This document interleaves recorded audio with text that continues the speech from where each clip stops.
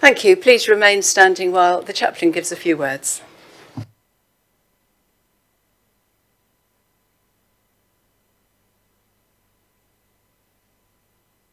Just approaching the Christmas season, I'm sure you've realised that. What we're doing at this time is, in amongst all the food and the baubles and the decorations, is we are actually celebrating the birth of a child. And that child you'll see in all the children's things in a manger. But the story doesn't end there. The story begins there. The story is that God, the one true creator, as far as I believe, sent his own son in order to be born in human form, to live his life as an example to us all, and then to die to pay for the sins of each one of us and to bring us back into a direct relationship with Father God. Now, here's a thought. If this story is true, do you really think that God would do all that just to start a new religion? There are already plenty of those. No, Jesus actually came to set us free from the strictures of religion and to bring us into a relationship with God that transcends religion. He came to transform us from the inside out. Problem is that we Christians have taken this radical message for the whole of humanity and turned it into our own religion. Perhaps one of the worst moments in Christian history was when Emperor Constantine declared Christianity to become the official religion of the Roman Empire. Faith became religion, church became institutionalized, the persecuted became the persecutors. Mahatma Gandhi famously once said this: "I like your Christ, I do not like your Christians. Your Christians are so unlike your Christ." He also said, if Christians would really live according to the teachings of Christ, as found in the Bible, all of India would be Christian today. Gandhi never became a Christian, and that is a provocation to those of us who call ourselves Christians. What would he say if he saw me today? Would he say the same thing? So our message this evening is at this Christmas time to celebrate Christmas and the birth of the baby, but let that not be the end of the story, put away in the loft with all the decorations in January, but let it be the beginning of the story. Let this baby be born in our hearts. It could just possibly transform all our lives and through us the lives of many others. Let's pray. Father God, we do thank you. Thank you for this council. Thank you for all the people in this room who've come to serve this town. Thank you for the officers and all the staff that they represent to serve our town. We just pray for each one that at this Christmas time they may have peace. It says, glory to God in the highest, but peace on earth to men of goodwill, men and women of goodwill. And we just pray, Lord, that out of goodwill there'll be peace in this room tonight and throughout the coming year. Peace in our families, peace in our workplaces. Father, we just thank you for our nation. Particularly, we're probably really fed up with this weather, but it's nothing compared to the weather in Australia at the moment. And we just pray for those people who are losing their homes and their lives because of the temperatures. We just pray that you would bring relief to them. So we just commit this evening to you and ask you to bless the proceedings tonight. Amen. Amen. Thank you. Please be seated.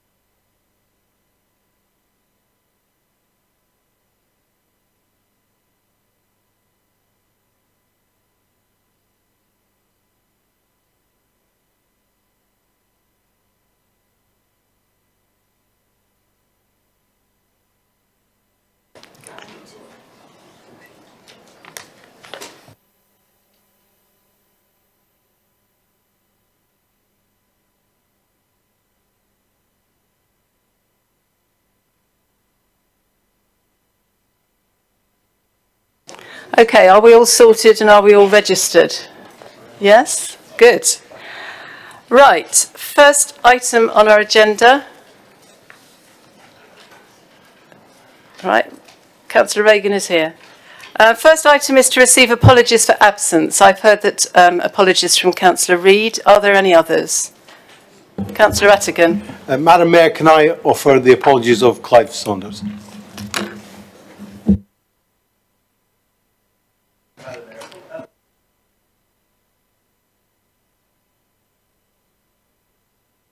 Thank you very much. Next item, declarations of interest. Are there any interest regarding items on the agenda that members wish to declare? Councillor Jane Frankham.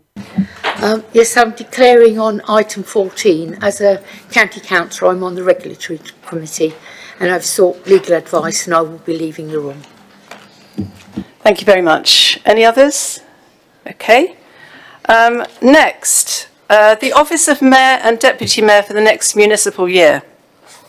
I have pleasure in advising you that Councillor Onelly Cubitt is invited to stand for election to the role of Mayor at the next annual meeting of Council. Do I have your support? Thank you. I also have pleasure in asking you to note that the next person in seniority to indicate his willingness to take up the role of Deputy Mayor is Councillor Paul Miller. Congratulations to Councillor Miller. Moving on to the minutes of the meeting held on the 17th of October, which can be found at pages 7 to 18. First of all, can we agree on the minutes as recorded? Are we agreed? Agreed. Secondly, if you look on your update, there's 2 items which refer to the calendar of meetings to note. The first one was following something that was raised by Councillor Gavin James, I believe, about the timing of the, was it the Audit and Accounts Committee, and that has subsequently been agreed as at item 1 on the update sheet. And also, the Chair of Development Control has advised that the meeting scheduled for the 8th of January is rescheduled for the 21st. Is that agreed and noted? Thank you.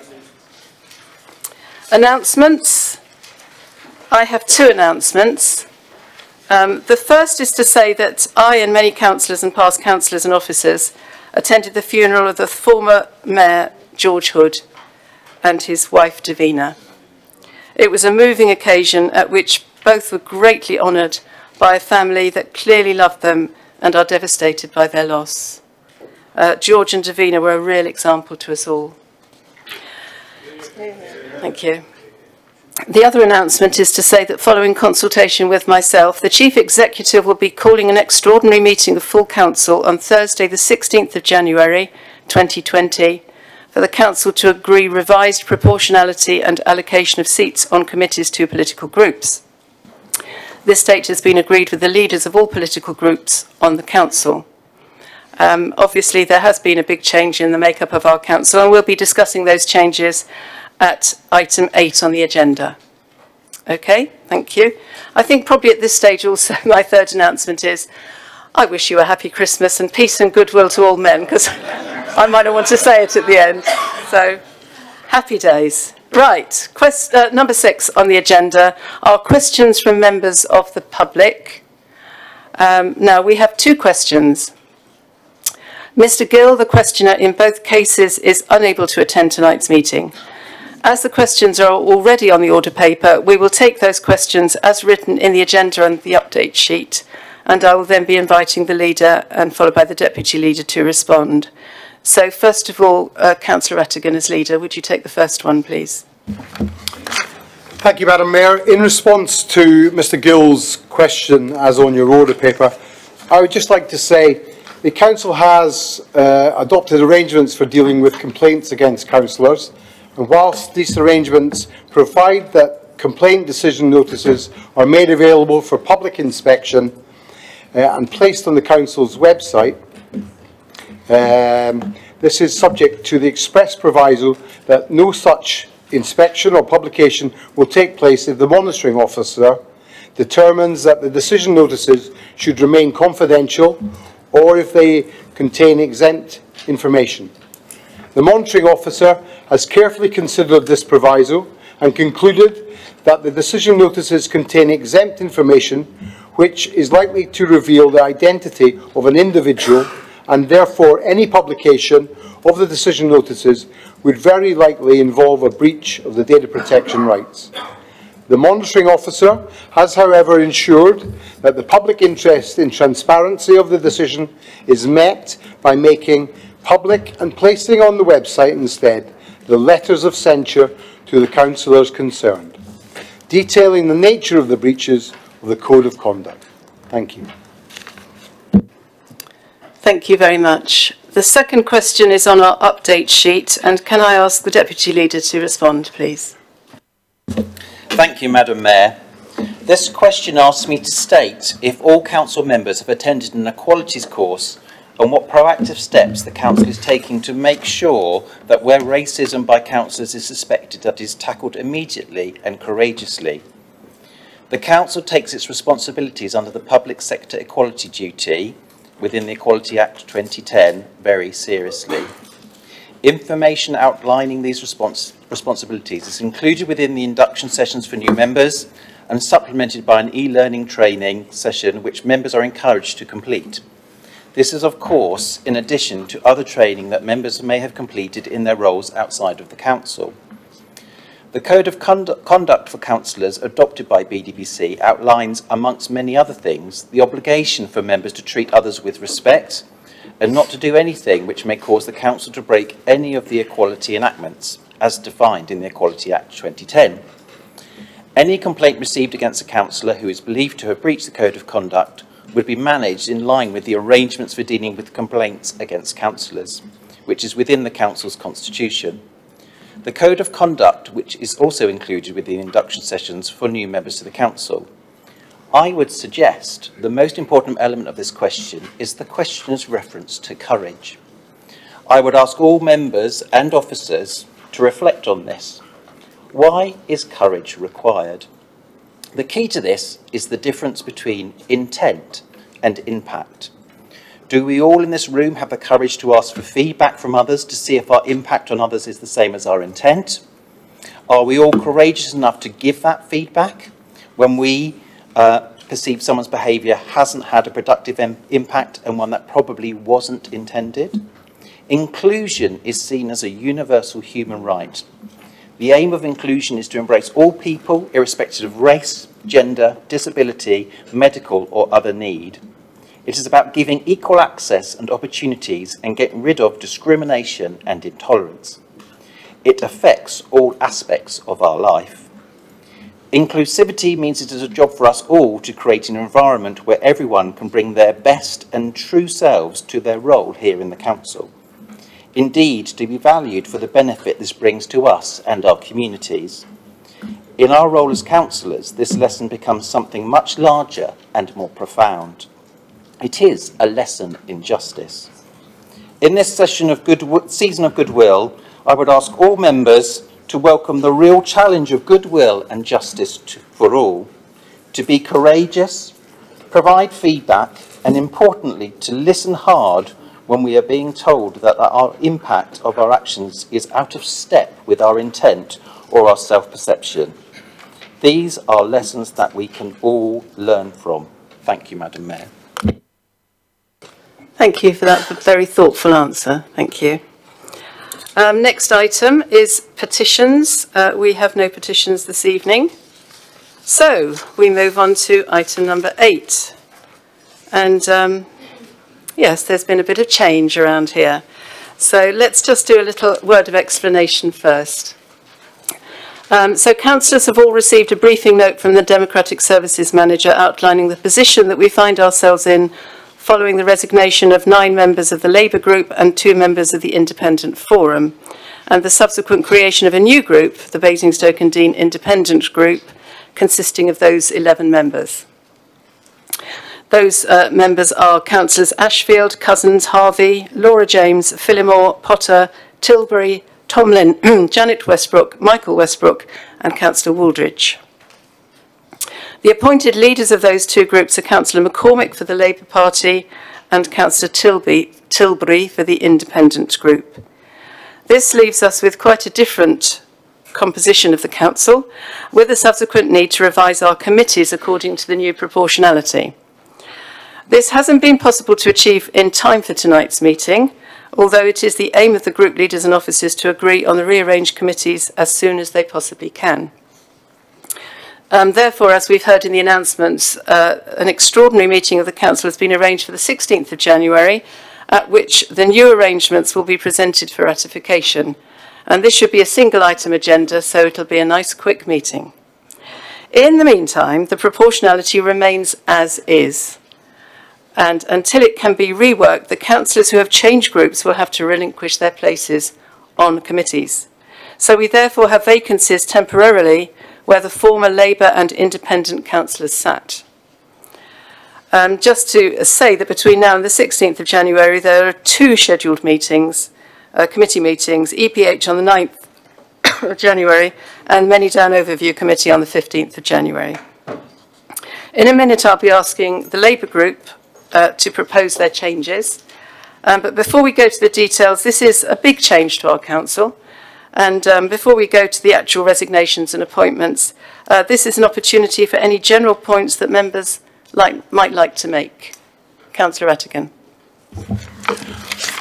Madam Mayor, thank you for your indulgence on this point. I had a large speech prepared, but in the spirit of goodwill, I felt that I should only hand out breakaway biscuits to my team. It seemed a reasonable gesture in that sense. Once again, we've seen that Labour have all the right words, just not necessarily in the correct order. Not now for the many, but just the few.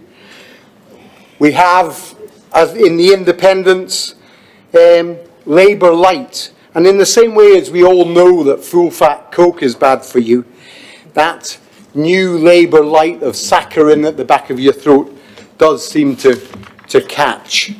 I note that you've not called yourselves Basingstoke Independent Group because it isn't big and it isn't funny what you've put our residents through. They have the right to expect that when they go to a ballot box and they elect somebody with a name and a label, that they will have that representation for the full extent of that period of office. You have denied them that. But democracy dodgers eventually get caught out. I will not write your political obituaries, as all political lives end in failure. But I remind you of the fate of independents and rebels at last week's election, where the people decided none of them were good enough to return them to office. Finally, no Liberal slogan works until it is adapted. So I simply say, bollocks to breakaways.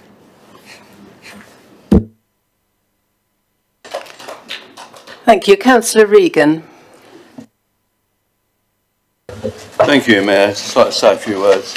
I've been a councillor on and off for quite a number of years, and with these, I've worked with the colleagues who've now formed the independent group for many a year, and I'm still at loss to find out why.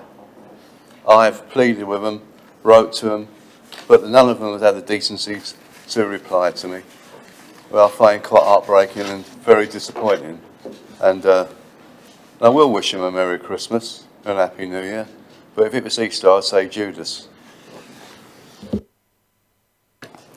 Thank you, Councillor. Councillor Gardner. Just a matter of clarification. On CEP and Human Resources, you have Councillor T. Reid down as a vacancy. I didn't understand that Councillor Reid had changed groups. She's still an independent, and therefore should that be corrected? Yes, could the monitoring officer just clarify that for us, please? She has no rights as an independent because she resigned from the group. She has no rights as an independent because she resigned from the same group. Okay, does anybody else want to comment on the... Oh, Councillor Tilbury.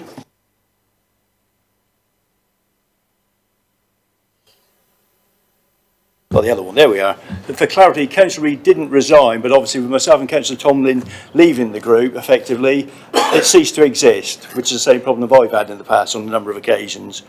As you say, as Anne Greaves has said, the legal officer, independent councillors have absolutely no rights on proportionality. The way the parties have stitched it up over many years, only political groups have a right to have a say as to what seats they have on the council. Independents generally get left with what's left. That's why you end up with small independent groups. As for the Basingstoke Independent Group, there is a reason you couldn't use that title. It's because some of your former colleagues have already formed that group. You probably know Councillor Heath and some of his other friends from various iterations of the right wing of the Conservative Party, but that's the reality, you know, that's, you choose your name, and that's the problem you have, because of course you stand as an independent, anyone could stand against you. Councillor Tomlin obviously had a problem with one of your former colleagues standing against him as an independent. That's why, in the end, the only way you can stand is as a group. I've had sitting Conservative councillors from other areas stand against me when I was stood as an independent.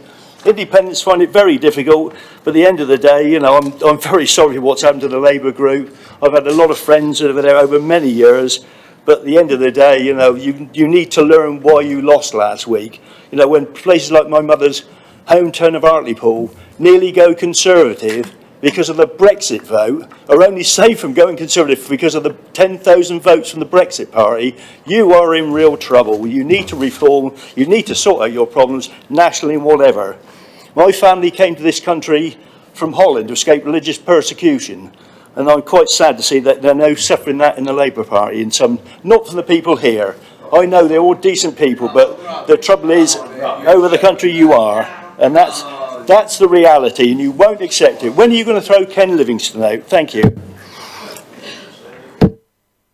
Thank you. I really don't like calling out, so just don't. I know you don't. You can talk to him afterwards, Councillor Regan. Councillor McCormick.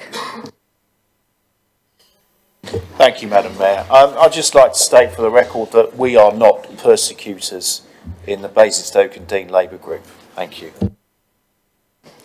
Thank you very much. Are there any other general comments before we move to the specific items? Okay. In that case, let's go to the 2 points on the agenda. The first one is to receive resignations from committees and to make any necessary reappointments. And for that, I refer you to Appendix 1 of the update paper.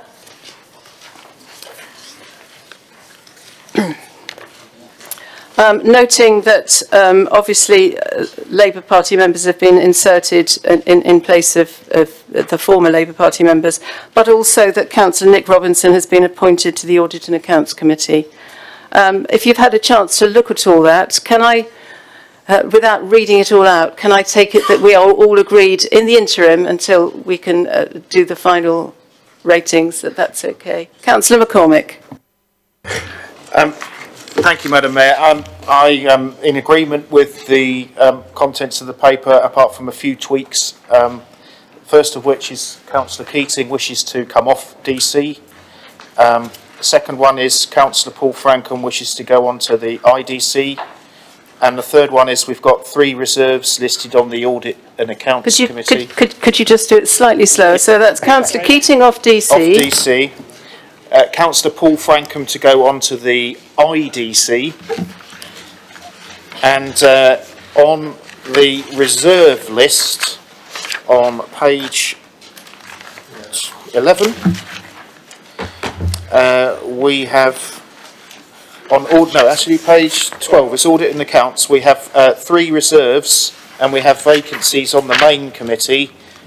So I would like to promote Councillors Grant, Jones and Regan from the reserve list to the main committee list.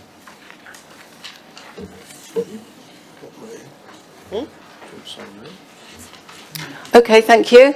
So just to reiterate, it's as at Appendix 1 of Agenda Item 8 on the update sheet, but with the additional amendments that Councillor Keating will come off DC, Councillor Paul Frankham will go on IDC, and that Councillors Grant, Jones and Regan will go on to the main committee of Audit and Accounts.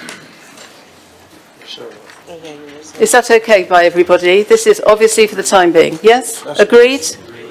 Agreed? Agreed. Thank you.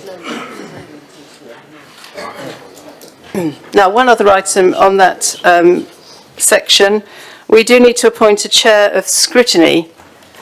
Do we have any nominations for the chair of scrutiny? I'll do it. You want to do it?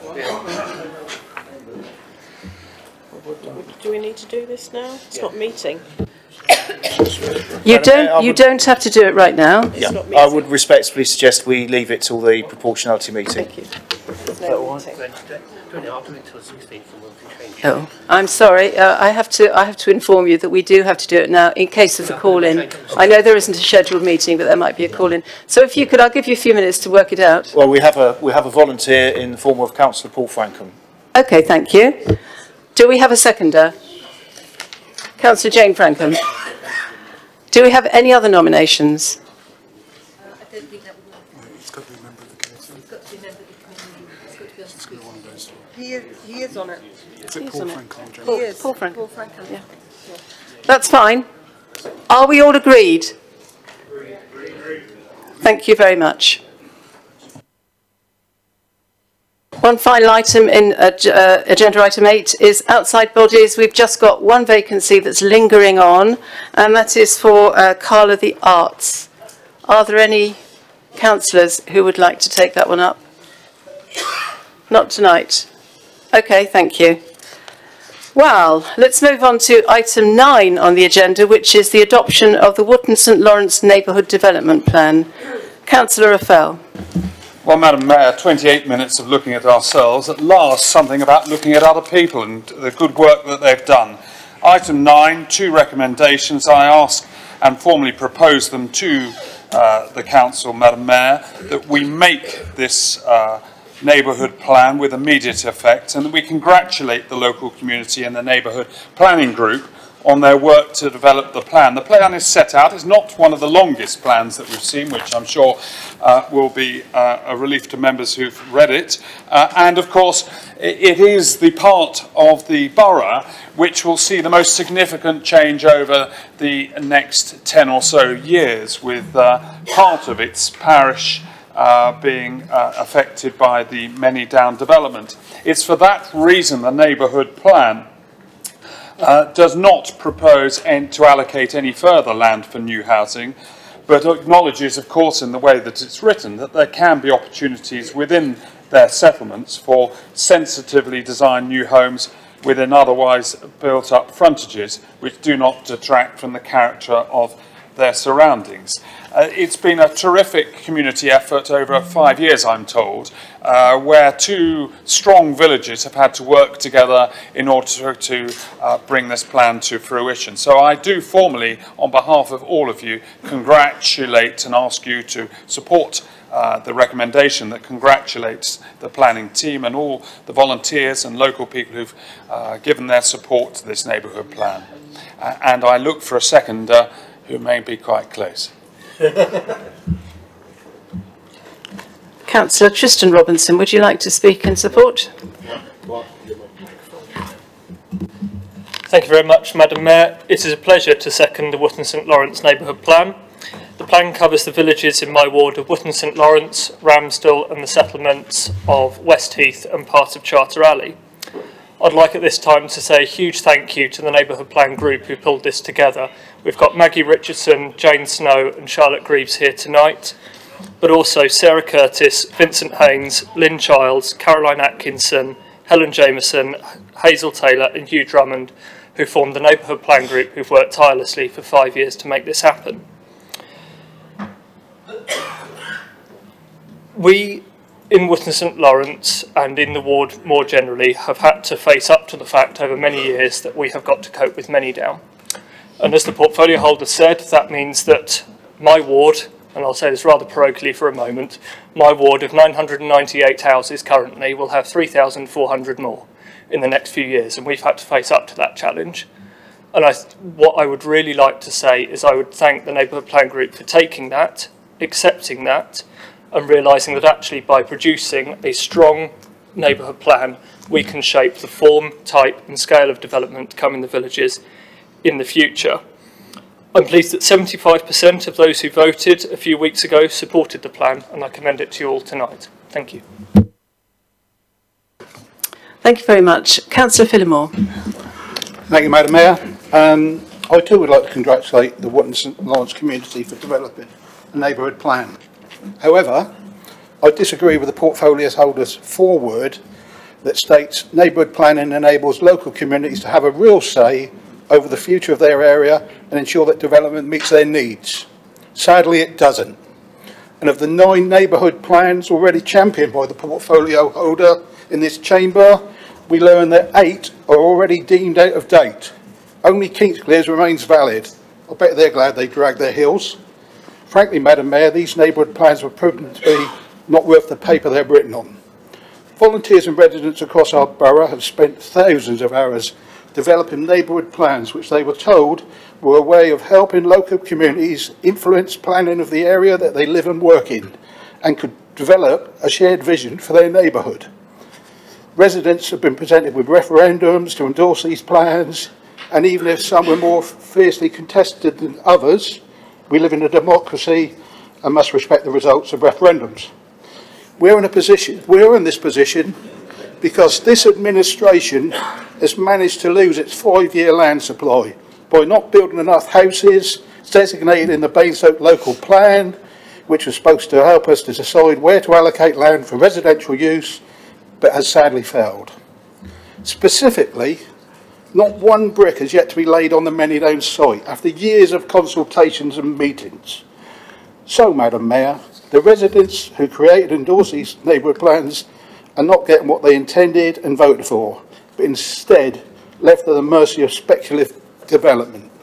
Across the borough, in Overton, Bramley and other areas, the developers' wagons are circling and submitting additional planning applications to the quotas agreed in their neighbourhood plans, which in the case of Overton, the residents were told would last until 2029.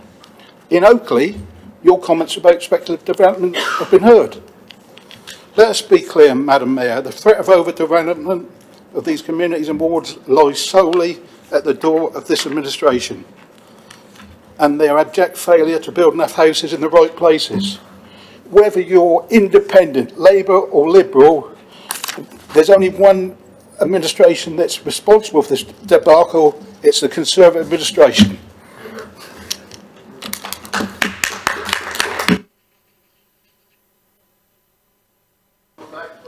Councillor Phil, do you want to sum up? Madam Mayor, I do. Abject rubbish spoken by Councillor Phillimore before, but if that's the tone of the other Labour Party now, well, it'll be a rival for the current Labour Party in equal measure. Now, can I just put things into perspective? A neighbourhood plan is designed to bring local people together so they can have a say in shaping where new homes go within the plan area.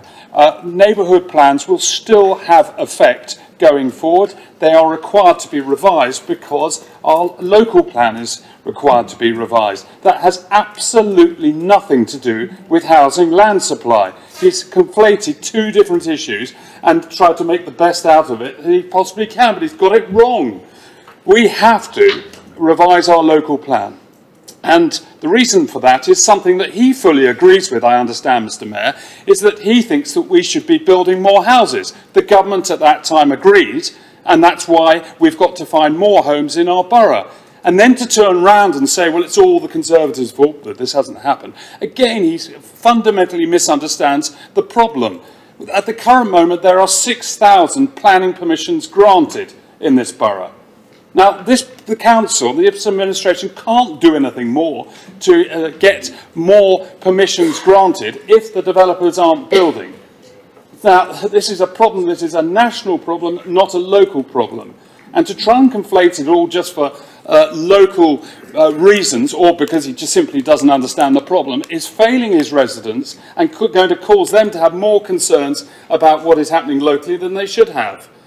The fact that we don't have a 5-year land supply at the current moment, again, is part of this problem of the numbers that were required to produce and the sites coming forward have been delayed because we have careful processes to making sure that when planning applications come forward, they are satisfy our policies and they will hopefully get approved by the Development Control Committee. So if it was anything else, just rushing things through and hoping that for the best, what do we get? We get poorly designed new houses. And then he'll be the first to complain about that, I would dare say, Madam Mayor. So this is the wrong occasion with the wrong approach and the wrong arguments when a community of our own has come forward with a good neighbourhood plan to try and rubbish it collectively. And Madam Mayor, I think it's absolutely wrong. On the spirit of these motions is to say well done. And I'm going to say well done on behalf of the borough and on behalf of perhaps the 59 other councillors who probably disagree with him entirely.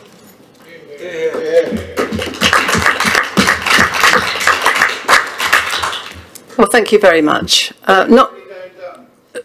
Notwithstanding the fact that there's been a bit of disillusionment with neighbourhood plans expressed, Wootton St Lawrence have gone to the trouble of forming one, and we are required to make it for them. Are we going to be all in agreement that we do that? We don't need to go to a vote. Can we also congratulate the local community and the neighbourhood planning group on behalf of this council for their work to develop this plan? Agreed? Okay, thank you. Right, the next item on the agenda is a Treasury Management Mid-Year Monitoring Report found on pages 77 to 88. Unless there's any comment, I will just move from the chair that we note this. Yes, agreed, thank you. Number 11, Council Tax Discretionary Discounts and Council Tax Support Scheme for 2020-21. There is a recommendation on page 89, and I believe Councillor Golding will be proposing this. Thank you. Thank you very much, Mrs. Mayor. I won't speak for very long this evening because I know many members are very keen for this meeting to be over and for Christmas to start, or perhaps just to start eating mince pies in your parlour, Madam Mayor. There are 4 parts to this report, and the recommendation for 3 of those 4 is that there are no change. So to lead members through it, there are no changes currently proposed to the existing council tax support scheme for the current financial year, other than the uprating of premiums, applicable amounts, disregards and non-dependent deductions. The recommendation for the care leavers council tax discount, which has only recently been introduced, is for that to also continue unchanged for the next financial year. The report also recommends that the council tax discretionary discounts are maintained at the 1920 levels. However, there is one change proposed in this report, which is an increase to the level of long-term empty premium for properties that have been empty for over 5 years. And that change is from 100% to 200%. Now, the ability for the council to do this only starts in the coming budget year. Previously to that, we've only been able to charge 100%. However, we are recommending that we take advantage of the ability to charge 200% because as a council, we've always expressed a wish to see empty homes in our borough being brought back to use, and indeed it forms part of our homelessness strategy. So this proposed increase provides a strong incentive to bring properties that have been empty for over 5 years back to their original purpose of being a home for our local residents. I therefore ask Council to support these changes, as well as the maintenance of our council tax support schemes and discounts. Thank you. Thank you very much. Do we have somebody to second? Yes, Councillor Robinson, do you want to speak? I don't think we've got any other speakers. You just second it, don't you? Lovely, okay. In that case, can we all agree that we will receive the recommendations on page 89 of the agenda? Agreed. Thank you very much. Moving on. Item 12 is the appointment of independent persons and independent standard assessors, which you can find on pages 99 to 104. If I can just quickly summarise, as a result of recent recruitment process, we have some new independent persons and independent standard assessors whose appointment we are required to note. They are Judith Curson and Rachel Childs, as independent persons for 2 years from the 2nd of January 2020, with 1 2-year extension if required, and Camilla Proctor and Verity Murricane as independent standards assessors for the same period. Is that noted? We have to move and second it. Do we? Yeah. Oh, sorry, yes, we do have to move and second it. I'm so sorry. Sorry, are you moving it, Councillor Rattigan, or would you like to speak? Yes, I'd like to speak, and just to formally express our thanks as a council to Peter Moore for his time as chair, and to thank him for his efforts on our behalf in the years that have gone by. I think, as always, it's an important measure of how we deal with these issues, to have a robust chair, and Peter has certainly been that. I'd like to express that thanks. Thank you very much. Councillor Putty. Thank you, Madam Mayor, and thank you to the leader of the council. And thank you to the outgoing chairman of the Standard Board, Mr. Peter Moore. During his tenure as chairman, we have seen enormous progress with regards to the members' code of conduct. A lot of work is carried out behind the scene, and I know that the chairman, Peter Moore, worked for many years with the monitoring officers. His role has been one of the toughest, and he performed with dedication and tenacity. Mr. Moore found that wisdom is knowing what to do next, and virtue is doing. He proved to be both wise and virtuous. His skill in handling meetings was specially appreciated. I certainly learned a lot from him on both a professional and a personal level. I am grateful for the time we spent together. I, on behalf of the council, thank Mr. Moore for his contributions and service. I wish him, his family, a Merry Christmas and a happy, prosperous, and wonderful New Year. Thank you. Thank you very much. And we should also note, I've read out the first 2 bullet points of the recommendation, but the third one says to thank Peter Moore, as you have done, who's the former chair, and also Liz Morris for their service to the council as independent standards assessors, and Chris Eel for his service as an independent person. So if I could move the whole recommendation, therefore, from the chair. And seconded by. And seconded by Councillor Cubitt. Is that agreed? Thank you very much. Item 13. Right, I refer you to pages 105 to 118 in the agenda pack, noting, of course, that these are confidential papers. So what I'm going to do is this. I'm going to simply read out the recommendation to Council, and please note that for the purpose of accurate minutes, I'm required to name the councillors concerned in this standards case. And I point out that the letter of censure that the councillors received is a public document and is at Appendix 1 of the report. So the recommendation to Council is this: that the findings of the standards hearing panel be noted, that Council note and accept the apologies of Councillor Paul Harvey, Councillor Laura James and Councillor Michael Westbrook contained in Appendix 2 on page 117, to note and agree the amendment made to the Constitution by the Monitoring Officer under Article 13.3b. This is just a very minor update referenced in Section 6 of the report, which is basically just changing one word. So now, having read that, it is entirely up to you. We can either all agree the recommendation and move on, or if anybody wishes to make a comment of any kind, can you indicate now, and we will have to go into private session. I wish to make a comment, but it's not something that needs to go into confidential session. Just a moment.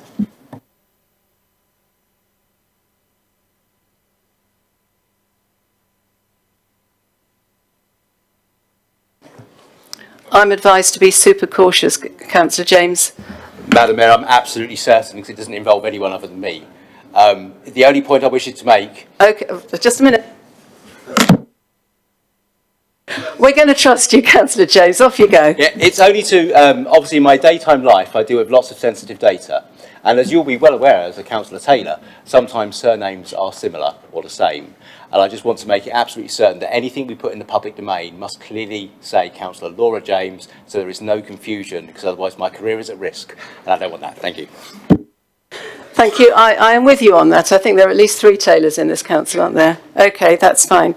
Now, does anybody, you perfectly have a right to say whatever you like, but obviously, as I say, we will have to do a motion to ask people who aren't on the council to leave the chamber. Is there anybody else who will wish to speak to this at all? No? Okay. In that case, I move that we accept this. Seconded by Councillor Cubitt, and we're all agreed. Okay, thank you very much. We can now move on and draw a line under that. Right, there now follows a motion regarding the proposed Barton Stacey Incinerator. Before Councillor Tilbury says anything, I've been advised to say the following. Can you note, prior to the discussion and the vote, that councillors who are or expect to be on development control may want to... Oh, I'm so sorry. I'm so sorry. I just wait one moment while Councillor Frankham leaves. Councillor Jane Frankham leaves. She's going to the food room so that she can eat. Save a few mince pies. Right. Can you note that prior to the discussion and vote, councillors who are or expect to be on development control may want to stay silent and refrain from voting, as this application will come to committee and members of that committee won't or might not want to be deemed to have predetermined it. So listen in, but if you expect or are on the Development Control Committee and you want to have a say and have a vote on that committee, then stay silent. Okay, right. Yes?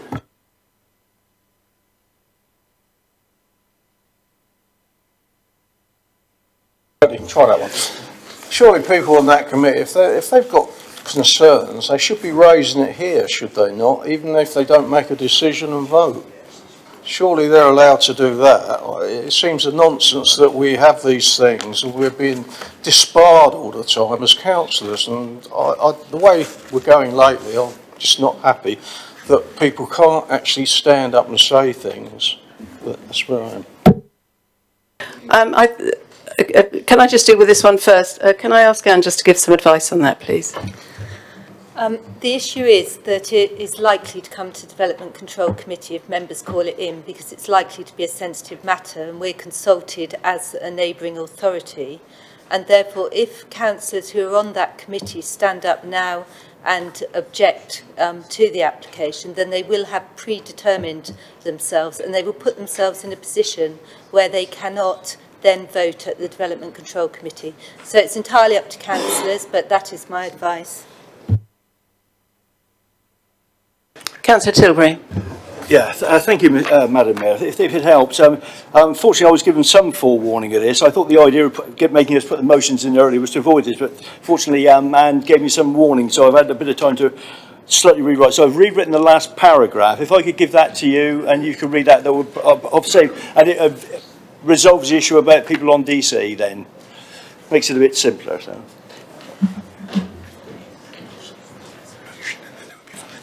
Okay. Thank you very much. So the motion is amended. The motion was Councillor Tilbury's motion in the first place. And so I think, are we agreed? Just a moment.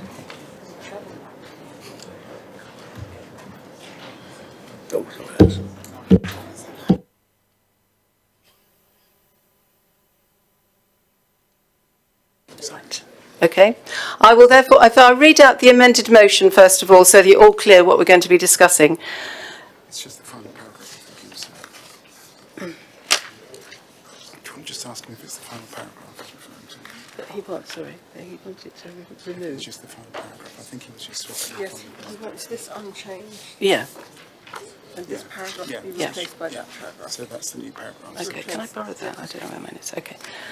So the first two paragraphs of the motion are as on the update paper, and the final paragraph will be replaced by this. This council has serious concerns regarding this proposal and resolves to ensure that our residents are consulted on these proposals if it proceeds to the next stage with the Planning Inspectorate. So that's Councillor Tilbury's new proposal now for a motion, and is that agreed by his seconder, who is Councillor Ashfield? Yes, agreed. Okay, so can we proceed to that motion, and I'll ask Councillor Tilbury to speak.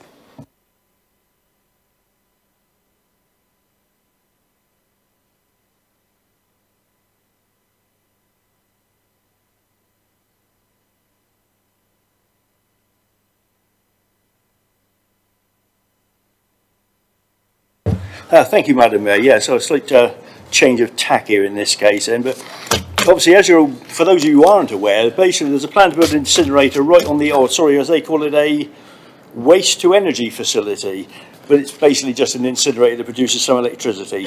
It's right on the edge of our ward, down on just outside Whitchurch there, and the residents in Long Parish have been very active in consulting quite widely on this. In fact, they're even leafleting in over, and we were sort of trying to give them a hand there. We did try to get the parish council involved, but again, because no one consulted the parish councils, they weren't really aware of it until they were sort of aware of it, but not really aware. I spoke to our head of planning a few weeks ago, and I was surprised to find that he wasn't too aware of it either. Although it did turn out some of his team were working on it separately, so we were able to get an objection in by the 12th of December deadline.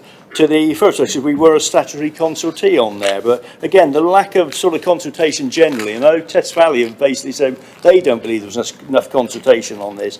There was, a bit of all sorts, but the real issue here is this is a very large incinerator. The idea is it burns waste, but not from our area. They're bringing it in from all over the place. The company that's planned to build it, Raymond Brown, have been taken over by another contractor from even further that way, so we'd like to get even more of the waste from that area there. And unfortunately, one of the problems is because Hampshire already burns all its waste, they think, well, what's the difference is a bit more going to make? So, but the trouble is with all this stuff, what goes up must come down, and depending on the prevailing wind, it's going to come down on some of us, and we're not very happy with it. So we would like this to be consulted on properly when it comes to account, or if it does go forward to the planning inspector, and that's not clear at this stage because, of course, it's going directly there because it's a national infrastructure project. And basically what they mean is we're not going to bother to ask people locally because we know what their answer is going to be, so we just put it straight to the planning inspector and cut out all that rather pointless discussion we have at DC that's overturned by the planning inspectorate. So I don't want to say too much more on this. I think that's, people will have their own views on whether incineration is a good idea, but I think we have a very long legacy of such sort of stuff in this town. The problems, my fellow councillor, Councillor Bierman, former fellow Councillor Bierman and Councillor Tom were very involved in the Chinham incinerator debate when that new one was built there, which is still problematic from their point of view.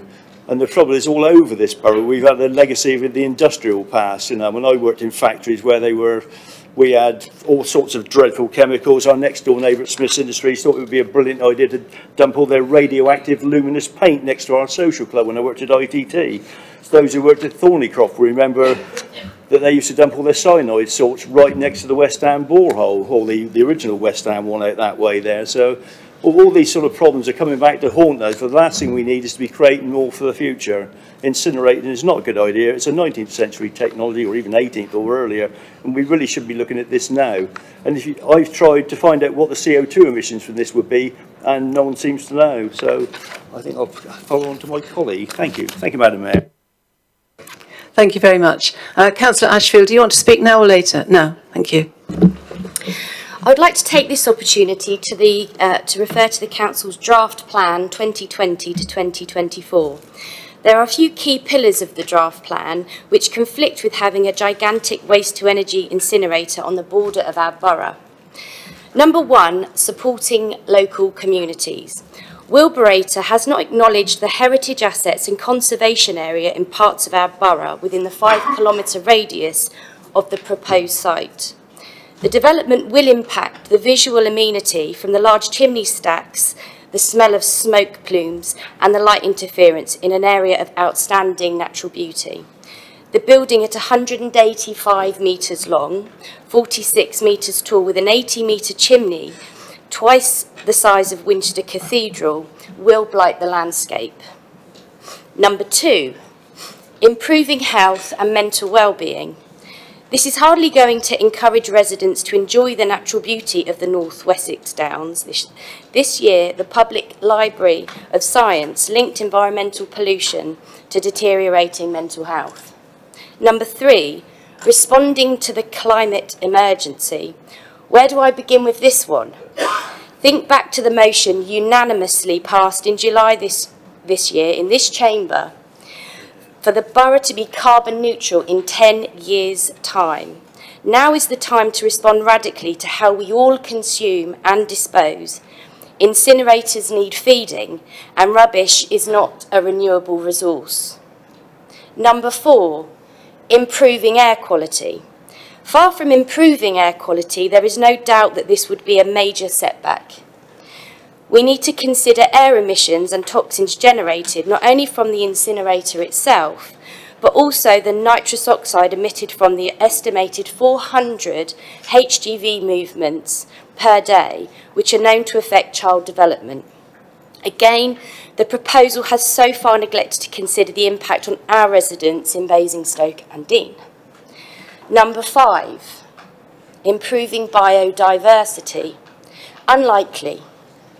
The early response from Hampshire County Council in March of this year considered the loss of habitat for rare and endangered species.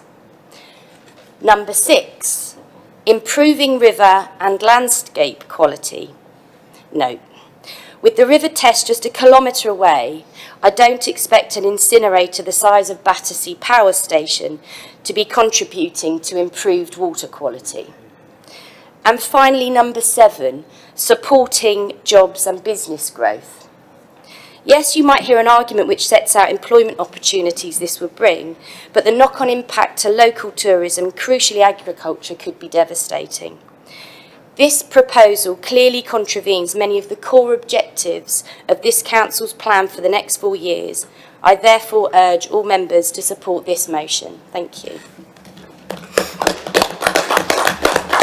Thank you very much. Councillor Kinnear. Thank you, Madam Mayor. The proposed waste-to-energy facility is situated in completely the wrong place, on top of a hill in open countryside. The structure would be a massive eyesore on the edge of the North Wessex Downs, area of outstanding natural beauty. Many visitors choose Test Valley because of the world-renowned river and fantastic countryside.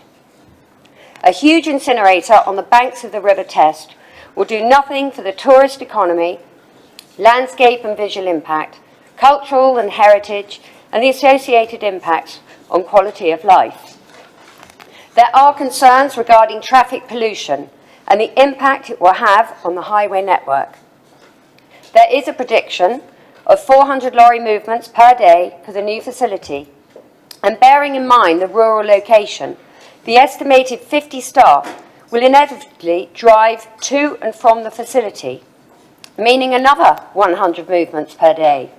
The vehicle movements and idling diesel lorries will produce extra air pollution.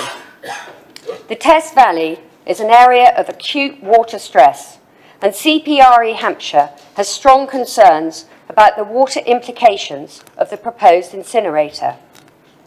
1,350,000 cubic metres of water will be required by the facility per year, around the same amount as 2,000 average households. The amount of water collected by 1,000 square metres of roof is about 1,000 cubic metres per year. The shortfall will need to be provided by Southern Water, who abstract it from local rivers and aquifers. Hampshire has experienced hosepipe bans and the drying up of rivulets in the last 10 years. The operation demands a large amount of water from an area that can't supply it without causing issues with the environment. The site is directly atop the South's vital regional chalk groundwater aquifer, with several metres of minor aquifer gravel head covering, placing it within a water protection zone. And so there is a planning presumption against allowing any significant, potentially contaminating developments to take place, unless there are robust mitigating measures planned in collaboration with the Environment Agency. There is the risk of contamination for surface streams which have high economic, habitat and environmental value. The Hannington Parish Council, along with many Hannington residents, have already gone on record as opposing this application. I fully support the motion, but I would also propose that we resolve that the Council continues to object to the application in recognition of the excellent work completed by our planning teams to date. Thank you, Madam Mayor.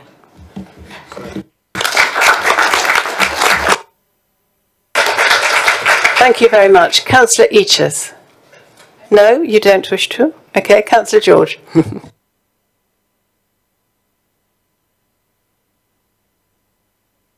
Don't I? Look, this motion is most welcome, and it draws attention really to a process which has been going on now for about 9 months or so, actually. I'm sure it's going to be supported by many members of the council, as a number, including our leader, Ken Rattigan, and myself, have gone on record, actually, as opposing this particular application. It would be perverse of us, frankly, to argue against incineration. You know, it's part of our borough's most post-recycled waste development strategy, so it'd be perverse for us to do that. But, however, this incinerates an entirely different scale. You know, and frankly, it's about 8 times the generating capacity of the current Chinham incinerator, and it's basically the size of it's comparable to some of the largest cruise ships afloat today. And you've seen the size of these things; they're enormous. You know, and this is the sort of scale of development we're looking at. While one could really argue for alternatives such as better recycling or, single-use plastics and everything else, this is clearly a monstrosity in an entirely the wrong location. The site's chosen is one of the most vulnerable locations imaginable from landscape, environment, groundwater and river quality aspects, as has been mentioned in previous speeches. In addition, the links to the national grid, the links to the network and the water supply, as we've mentioned, have significant environmental impacts. They're unquantified at the moment, but on their own, they're going to have serious problems. And a lack of local use for the waste heat. These things generate a lot of heat. And one of the really good environmental benefits is to use that heat for heating purposes, but there's nothing in the area for them to do that. So their environmental credentials are really calling into question on this. Many of the reasons for proposing this location are commercial as well, if you look at Chapter 5 of their recent peer submission. And they're actually resisting looking at alternative sites at the moment. They're arguing against the need to do that, and that's really unacceptable as far as I'm concerned. Is it possible they really realise they've got the wrong site and they just don't want to look for alternatives? We'll ask, actually. I think what I would like to do, though, is acknowledge the considerable efforts of our planning team to date. Over the last 9 months, they have been liaising, particularly with Hurstbourne Priors and Whitchurch communities, the town councils, amongst others, to ensure their views are reflected in the review of the scoping consultation. So a big thank to them, they've been doing that. And our planning team has also most recently made a submission for the consultation and pointed out a lot of limitations. These include that the methodology and conclusions drawn in relation to impact on historic environments are inadequate, the adverse impact upon the character and visual amenity of landscape, which can't be easily rectified, that's missing, the lack of data to enable impacts on air quality and odour to be assessed, that's all wrong, and the omission of emissions, that's a difficult thing to say, from HGVs and impact on environments all missing. And notably, as I think mentioned, is the Whitchurch has been arbitrarily excluded from the assessments, and basically Overton just totally ignored. It's just been totally ignored, it really has. I would like to pay tribute, actually, to the excellent engagement of the communities and mobilised considerable financial and technical resources to assess these proposals, and the organisations such as Bin the Incinerator, and keep Test Valley beautiful. They've done excellent jobs in informing and mobilising the affected communities. They've really done a great job there. Hurstbourne Priors and Whitchurch councils have also played significant roles, and we should continue to support these bodies going forward. It's very important we do that. The proposals for this incinerator, if approved, has the potential not only to damage some of the most pristine environments in our borough, but also to blight the lives of some who live in Hurstbourne Priors, St Marybourne, Whitchurch and potentially Overton. I fully support the motion, but would, as mentioned actually by Councillor Kinnear, suggest or propose an amendment that we resolve that the Council continues to support the communities in recognition of the excellent work completed by planning team members to date. I really do. Thank you. Thank you very much. Councillor Fell. Madam Mayor, I speak as Cabinet Member for Planning. The status of this application at the moment is it's in a pre-application stage, and the Council has raised objection to the proposal as it currently stands, and therefore all members, Madam Mayor, should take note that, of course, the proposal may change shape in due course. There are three objections that have been lodged on behalf of the Council. First, in relation to the historic environment. The Council considers that the methodology for the way assessments have been done needs to be reconsidered. Grade 2 listed buildings within the borough need to be shown, and the impacts on their significance needs to be considered, and the impact on the proposals for the significance of listed buildings within conservation areas needs to be considered. One can imagine that that may or may not be achievable by the applicant in due course. The second objections are on air quality and noise, and there's been no assessment as far as the Council is concerned of the impact of a 70-metre chimney in terms of noise generation, nor has there been full information about air quality provided and the effect it may have. Again, ordinarily one would assume that an applicant putting in this type of application would seek to address those matters, but it currently hasn't been done at this stage. Perhaps more significantly is the objection in relation to the landscape. I say it perhaps more significant because the landscape is not going to change, and probably the shape of the application is not going to change. The Council has raised an objection about the adverse impact on the character and visual amenity of the landscape of the North Wessex Downs area of natural beauty, of outstanding natural beauty, I should say, and the settlements including Hurstbourne Priors and Whitchurch. And as I say, I can't comment on whether that objection will remain. I can only personally comment and suggest that it looks like it's the strongest objection because the participant part's unlikely to change within it. I hope that assists members in the information when they come to vote. Thank you very much. If I could just clarify something. I know that Councillors Kinnear and Councillor George have referenced an amendment without formally asking for one, but I also note that Councillor Tilbury has carefully worded his motion so that we can freely debate it. Can I therefore take it that that's a bit of a wish rather than a formal request for an amendment? If it is a formal request, we've got to go through the whole process of voting on amendments, etc. So, yes, thank you. Yes. Yes, absolutely. So, thank you. Can I assume, Councillor Tilbury, that you want your motion to remain as is? I think that's probably better, Madam Mayor, because I think if we go the other way, you might as well go back to the original motion. So I think it's a bit of a rhetorical one. If you do put it forward, then probably half of us would have to leave, because with all the substitutes, with all the, anyone could be on DC in a year's time. We don't know what's going to happen. Obviously from tonight with the changes, we've got a complete all-out council in May. We'll have less councillors to choose from, the same size DC committee.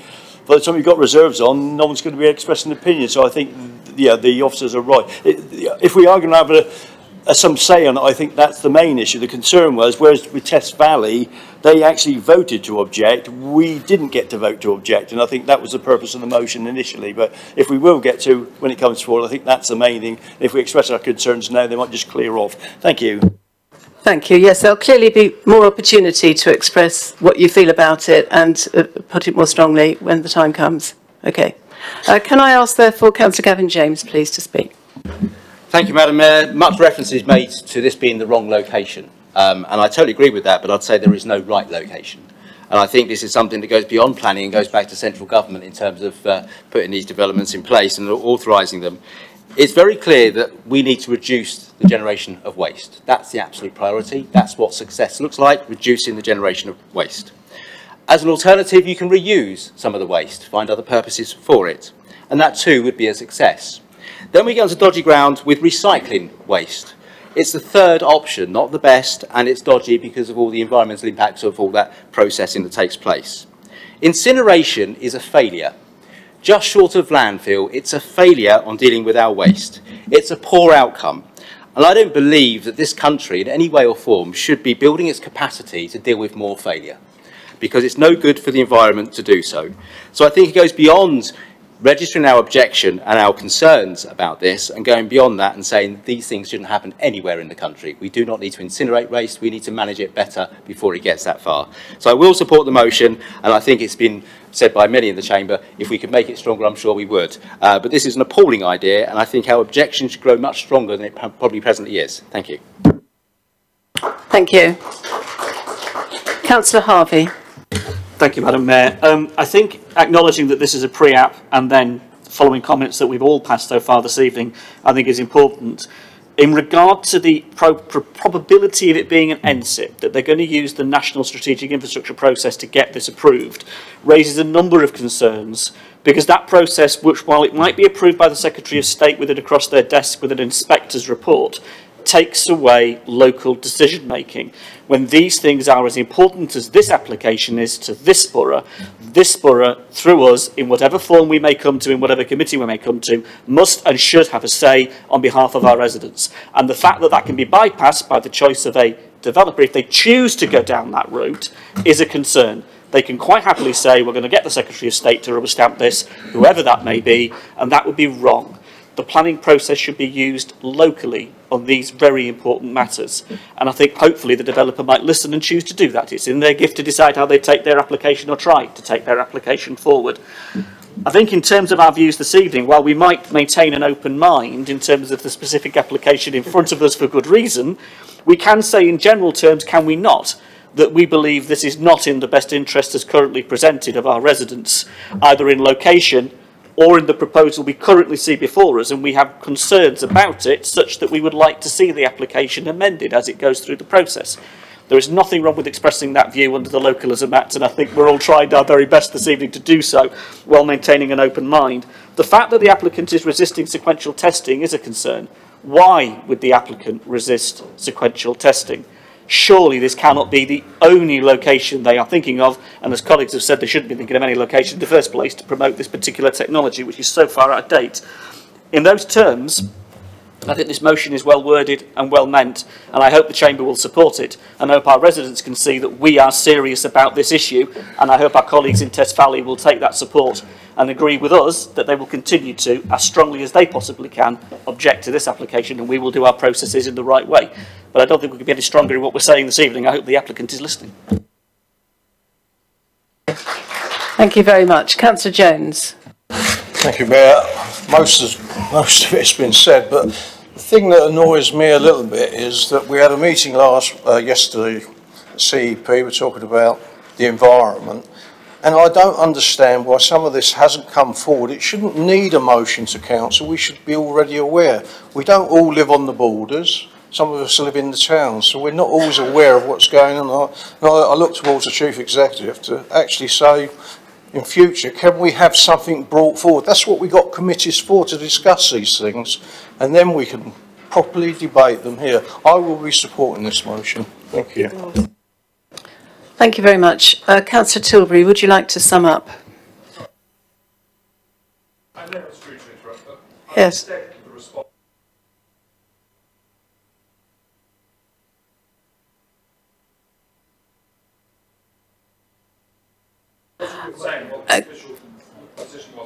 Okay, thank you. Thank you. Noted. Go on then, Councillor Jones. Yeah, I heard what you said, but us as councillors didn't know what was the response was until tonight. We should know these things that you're responding, or it should have gone to CEP or one of these other things. That's all I'm saying. We're not having a dig, but we should be aware. Thank you. Finally, Councillor Rattigan. Just in Councillor Jones's knowledge, I have been on South today expressing my view on it, and I'm happy to confirm that in writing to you. Back to Councillor Tilbury. Would you like to sum up, please? Yeah, Councillor Finnerwood says he was on South today as well. I actually did see the back of him down there. And I did see Councillor Rattigan, which is partly what proposed it on the television. That's what partly what brought this motion forward, because I thought, yes, we've done something. When I spoke to the head of planning, I was a little bit not too sure about this.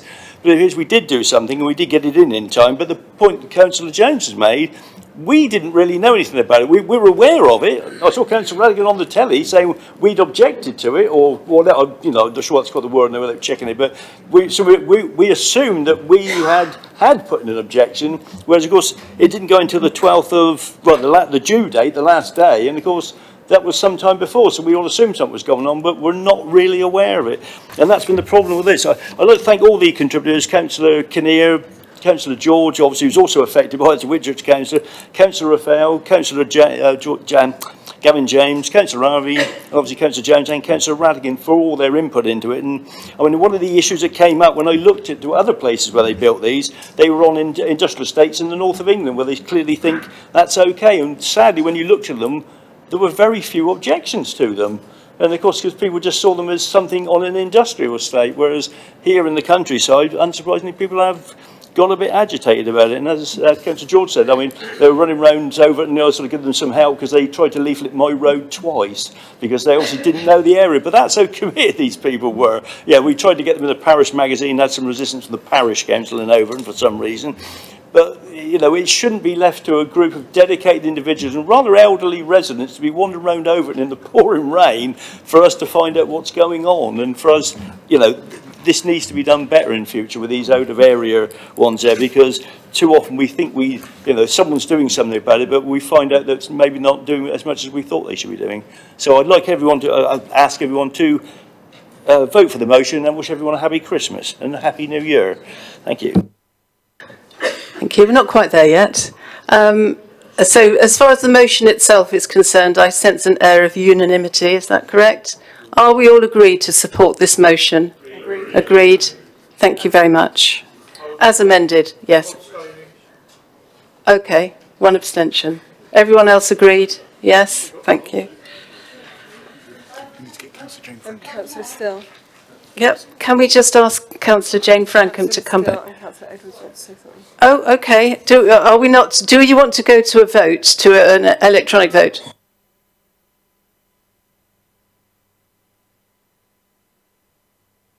I think we'll go to a vote in that case. Thank you.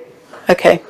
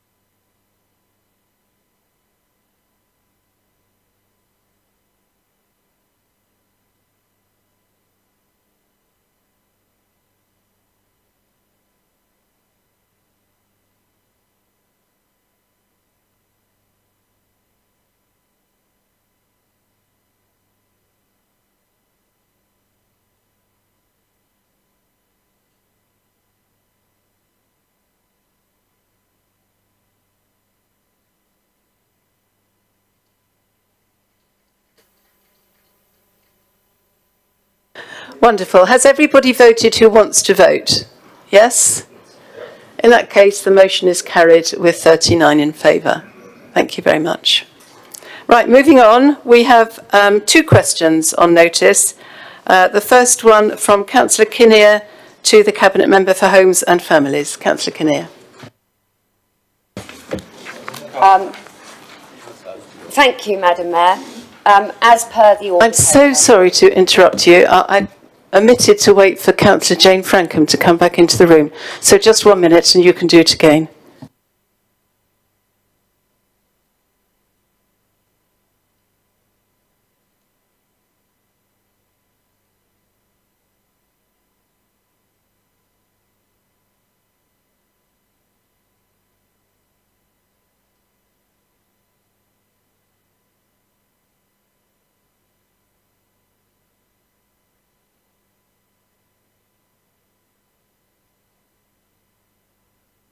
This gives you a chance to actually read the question.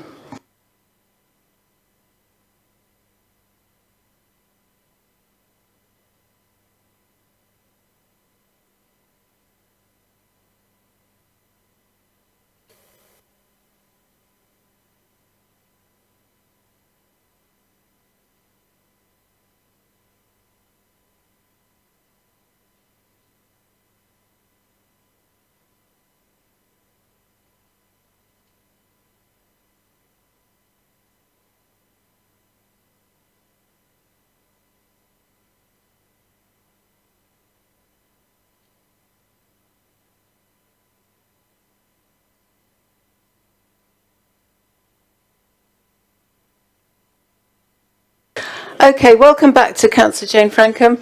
And Councillor Kinnear, would you like to start again? Thank you, Madam Mayor. As per the order paper. Cabinet Member for Homes and Families. Thank you very much, Madam Mayor, and thank you for your question, Councillor Kinnear. There is a huge amount of work going on all year round, but particularly at this time of year, we are always mindful of those less fortunate than ourselves. I'm pleased to say that the winter night shelter is back for another consecutive year. It is coordinated by the local faith-based community groups and led by Basingstoke churches. They opened for the first night on the 1st of December, and their last night will be the 28th of February this year. Through increased funding, they've been able to open 7 nights a week, covered at all different church and community venues. They've got over 300 volunteers trained already to assist people who come into the shelter. Every venue can take a maximum of 15 people, but they're currently seeing 5 people each night at the moment. And they're welcoming guests in for hot food, company and shelter for the night. We as a council facilitate the training, promote fundraising efforts and offer general support through the Social Inclusion Partnership as part of our collaborative approach. The Camrose Day Centre is available 3 days a week, currently working on a 4th weekend, opening in January, February and March at Glebe Hall. There is a drop-in service dedicated to providing support and assistance to the homeless, vulnerably housed and socially isolated. And there are links with the outreach team and local support services to ensure joined-up responses. We as a council grant fund the Friday session, specifically for people sleeping rough, and the Camrose Centre are hugely valuable members of the Social Inclusion Partnership. There is also some work going on as part of the Ministry of Housing, Communities and Local Government Rough Sleeping Initiative. There are clinical psychologists embedded within the support pathway, helping people get the support that they need. We're trying to stop the repeat cycle of rough sleeping and sofa surfing, taking each person as an individual, and in particular, the making every adult matter, the meme approach, by taking each person as an individual is incredibly valuable within that. We're also seeing BDBC commission support services, so we've continued to use the devolved budget from Hampshire County Council to ensure that we've commissioned 20-bed emergency access homeless hostel places in May Place House with 2 Saints. We've got 19 purpose-built bed spaces at Mary Rose Court with Home Group, 26 homes in the community with a lower level of support, and far more with the Rough Sleeping Outreach Service with Gillian House. The Real Change campaign over 3 years has now raised £55,000. The current campaign is for the Camrose Centre to fund additional opening and facilities for them. And the Real Change campaign more broadly supports local projects tackling rough sleeping and social exclusion. We also had, during November, we had the rough sleep account, which is a regular piece of work that we have to undertake every year to identify what the numbers are on our streets. And I'm pleased to be able to say that over the past 3 years, the numbers have fallen. 26 in 2016, 15 in 2017, 8 last year, and 5 this year. And whilst tentatively that is good news, 5 is still too many. And we are absolutely committed to doing what we can to eradicate rough sleeping in Basingstoke and Deane by 2024. Thank you. Thank you very much. Do you have a supplementary question? Thank you, Madam Mayor. I'll take it up offline or by email to Councillor Robertson with any further questions. Thank you. Thank you very much. We have a second question. This is from Councillor George to the Cabinet. Just before you go any further, having reviewed the question and looked very carefully at the wording, I'm going to declare a pecuniary interest and leave the chamber. Can that please be recorded? Thank you very much, Councillor Harvey.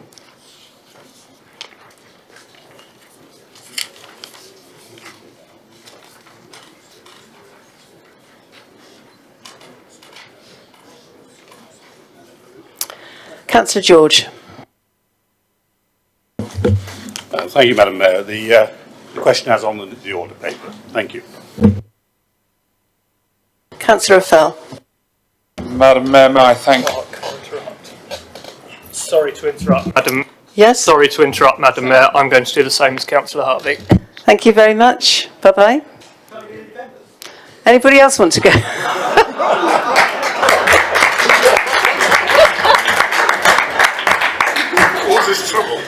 Does anybody else feel they need to leave? No? Okay, back to Councillor Fell. Madam Mayor, can I thank Councillor George for his question? And Madam Mayor, again, it's a formal response where the wording has been considered by others and shared with me. The answer to the question is that Natural England's advice to the Council is that any net new residential and other qualifying development that drains ultimately to the Solent is likely to have a significant effect on the Solent European designated sites. This has been reflected in a recent consultation response on a planning application where Natural England have advised that the application could have potential significant effects on Solent and Southampton Water, on the Solent and Southampton Water Special Protection Area and the Solent Maritime Special Area of Conservation. Natural England have advised that they require further information in order to determine the significance of these impacts and the scope for mitigation for that application. Without the submission of this information, Natural England may place an objection to the proposed new residential development. As a consequence, the borough's officers have been and continue to liaise with Natural England, the Environment Agency and Southern Water and other affected local authorities to understand the specific issues as far as they might be relevant to Basingstoke and Deane. Options for resolving the issues are being worked up by officers, and it is hoped that in the new year further information will be forthcoming on the way forward. As soon as more specific advice is received, this will be communicated so as to provide advice for applicants, residents and other interested parties in relation to effective planning applications. In the meantime, the Council will not issue decisions for new residential development which has a net increase in dwellings in the relevant catchment areas where wastewater generated by the development could have potential significant effects on the Solent and Southampton Water Special Protection Area and the Solent Maritime Special Area of Conservation. And we should just point out these areas in Basingstoke and Deane are the areas of land that include Oakley, Whitchurch and Overton. Thank you very much. Do you have a supplementary question, Councillor George? No supplementary question. Thank you, Madam Mayor. Thank you. Maybe that proposed incinerator might have some sort of impact as well, who knows. Anyway, let's moving on to, yes? Oh, yes. Could somebody go and find the 2 missing councillors, please? Oh, thank you.